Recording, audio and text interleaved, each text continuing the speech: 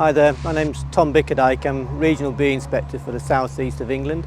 I'm down here in Kent as one of the incident commanders, conducting track and trace to track and kill the invasive species Asian hornet that's come across in great numbers from Europe this year into the south of England, Kent. It's important that we track these hornets down and eradicate them because they are ace predators of all insects. The insects in the UK have no natural defence against these hornets. They're ferocious eaters and there's no natural predator of the hornet to keep their numbers in check. And if they establish themselves, they'll become a real problem across the country, and especially for beekeepers and the honeybee, which they can specialise in feeding from at certain times of the year.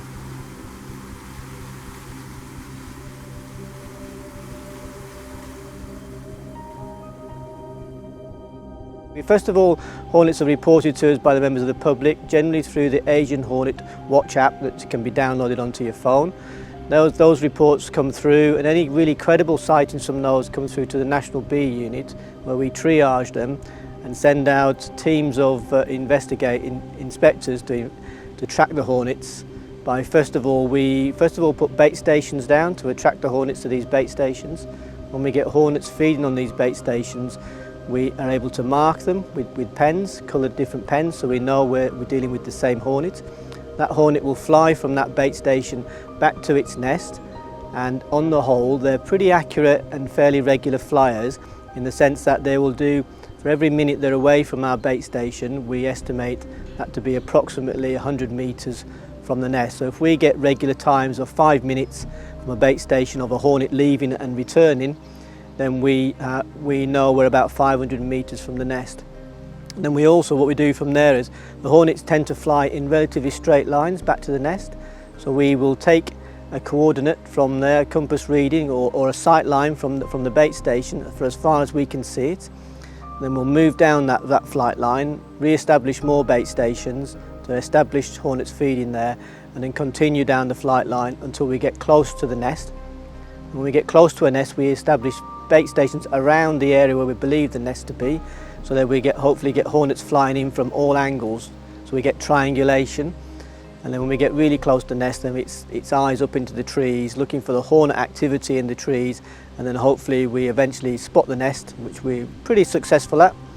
On average these days it takes us about 2.5 days on average to find, from the start of a track and trace to finding a nest. Obviously some take longer than others and some will look quicker than others, but on the whole we're pretty good, and we haven't missed one as yet. We haven't missed any, or not been able to find any nests that we've actually tracked up to date. The Asian hornet is recognisable in the sense that it's referred to as the yellow-legged hornet, in the sense that its body is predominantly black. Its end of its legs are yellow, and it has a orange band on the fourth segment of its abdomen. It's very distinctive. The face is also quite orange. It differs from our native European hornet in the sense that it's slightly smaller, Asian hornet being about 25 millimetres long, European hornet being nearer 25 to 30 millimetres long. The European hornet is predominantly what looks like, best described as a very large wasp. The abdomen is yellow with black banding. The body of the European hornet is more of a brown colour, orangey brown colour, and the face is yellow. And it's quite a difference in colour really, whereas obviously the Asian hornet is predominantly black.